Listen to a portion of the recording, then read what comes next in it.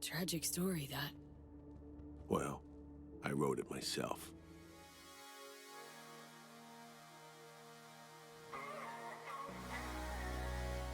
All right, first things first. Let's just say it right here, right now, get it out of the way.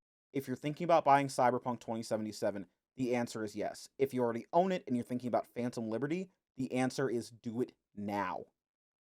We're going to avoid any and all spoilers I can here today because this video is dropping so close to release that I don't want to accidentally ruin someone's experience. The short version is that Phantom Liberty is everything that Cyberpunk already was, just more. Living up to my every expectation and is an incredibly easy thing to recommend. For the longer version, let's start with the updated gameplay found here in 2.0 and in Dogtown, or at least a quick overview. This is really just going to be discussing the changes that 2.0 made, but they really go hand in hand. This really and truly is a massive overhaul with an entirely new perk system, new cyberware system, and more ways to interact with the world through vehicles, along with other changes. There's plenty of videos out there to break down all of the things that they upgraded, revamped, or changed, but the important thing is how do they work and how do they feel? Simply put, while it was a bit of an adjustment period as an experienced player, and I wasn't particularly happy about it at first, there is way more depth here now, and once you learn it, it's great. The combat flow is magnificent with the new finishers and ways to use various weapons. The thing I really enjoyed about it is that I didn't really have to change my natural play style, it just added and improved to it. The running attacks with blunt weapons paired with the ground smash and finishers really made me feel epic and has me interested in trying out the Sandevistian in another playthrough. That being said, Docktown itself is also awesome. Feeling like a truly unique place in comparison to Night City, and yet how it's integrated into the map feels entirely believable, allowing it to feel impenetrable yet available all at the same time. The visuals, I think, speak for themselves because, I mean, just look at the place.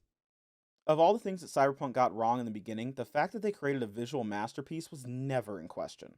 That being said, for the PC people out there, which really is how I'd recommend playing Cyberpunk, let's talk about settings for a second. Unfortunately, I'm really no longer in a position to talk about game optimization, at least not from a positive standpoint, as my system is just outright too powerful to sit and say, hey, look at how great this runs. It's like a fat kid running downhill. Even if he ends up rolling down, it's still going to be fast. That being said, I am willing to comment on some of the tools they give you. For starters, I'm on a 30 series as shown here before, and I was able to turn path tracing on and run it relatively well. The frame rate was terrible at first, but give it a minute for DLSS to kick in and it can be a very reasonable experience, downright playable. However, for me, the improved visuals weren't enough for me to take the trade off in performance, and the majority of footage you'll be seeing will be in ray traced ultra or psycho settings, path tracing off. No matter what way you want to cut it, I think Dogtown is an epic addition to the game, and I'm excited to see people go out and explore it. So, next, let's touch on the story. As I promised, no spoilers, so I will be dancing around a few things. I might make a spoiler version, but I think it's better left for a later video. If you do want one right now from me specifically, leave me a comment down below and I'll get working on it ASAP. I'm more than happy to do it. There was a lot that made the story in Cyberpunk so damn special, and everything that worked there has been brought to Phantom Liberty perfectly. Which I guess it should be, it's the same writing team, but they're killing it, I just want to say it. From characters with complex personal motivations that are hard to keep your head wrapped around, who are also voice acted by some of the best, with Idris Elba taking up the role of Solomon Reed and Minji Chang as Sonberg, who both bring fantastic performances. Keanu Reeves also returns as well to add more depth to Johnny that we just hadn't gotten before, which is great. If you caught my last video on Cyberpunk, then you'll know one of my favorite things about the game is its ability to pace itself and allow for moments of calm, stillness, and reflection. Star Wars had Luke staring out into the vast horizons of Tatooine, and in Cyberpunk, we had this.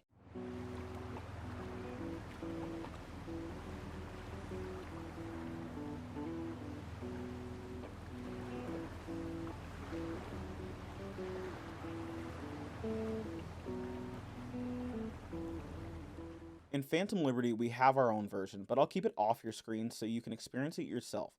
Suffice it to say, it was at the exact right point and provided a moment to catch my breath that I desperately needed. Phantom Liberty will take you across the new area of Dogtown as you chase the first real opportunity V will have to separate from the relic without dying. It's a story that starts out simple and will unfold piece by piece, adding layers of intrigue that you wouldn't have expected to find in the first few minutes, both keeping you on your toes wondering what's going to happen from moment to moment while pulling off the game's favorite trick of dangling the ending right in front of you while encouraging you to look past it. Be aware that there are important choices to be made here that will affect the ending you get and V's chances of a happy ending. Minor spoilers here, but not really. There's level choices that lead you to the game becoming fucking Soma for an hour, and holy hell, I was not prepared to be so damn terrified in this game. Didn't think I'd find moments of vulnerability in a game about becoming one of the world's most dangerous mercenaries, but here we are. We'll manage to hit all the highs and lows you've come to expect from Cyberpunk at this point, from hope to despair, joy to sorrow, frantic needs to act, and moments to breathe. Really dig in and enjoy it, and I know they said to start a new playthrough, but I enjoyed it quite a bit from an endgame save personally, so no worries about going that route if that's the way you want to do it. I actually completed the entire story along with most of the side content around Dogtown in one sitting, but most normal people aren't going to go on an 18-hour bender, so instead, I'm going to say it would make for a great weekend. I was expecting a new story and some new gigs, but there's actually a solid number of fully fleshed out side missions, and I have to say, it felt so good to open my journal and just see a full list of missions to do in Cyberpunk that I get to experience for the first time.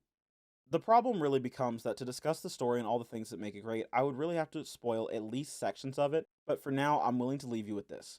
Dive in and get lost in a world that will keep you entertained for hours. I'm kind of weirded out by how short this is because I've been doing like long form videos for a while now, but I see no reason to drag it out and waste your time because, to be frank, the long and short of it is that I'm happily recommending you pick up both Cyberpunk and Phantom Liberty. What CDPR did is something that I truly hope you will get to experience. If you like a good narrative, you'll enjoy what's here. That's really all there is to say then, guys. I appreciate you watching, and while I plan to do full spoilers in a later video I'm planning already, if you want a spoiler review right now, tell me and I'll make it ASAP. For now, though, I think I'm going to go enjoy Night City and prepare for AC Mirage. This is Purple signing off. Have a wonderful night, and always remember to smile. Thanks, guys. There's playful screams and laughter. Someone's blasting funk from their stoop. I hear Willie, too. Sells the best Scott dogs around. He's shit-talking one of his chews. And there's bonfire smoke in the air. Safe. Familiar. Were they celebrating something? Yeah. A Thursday.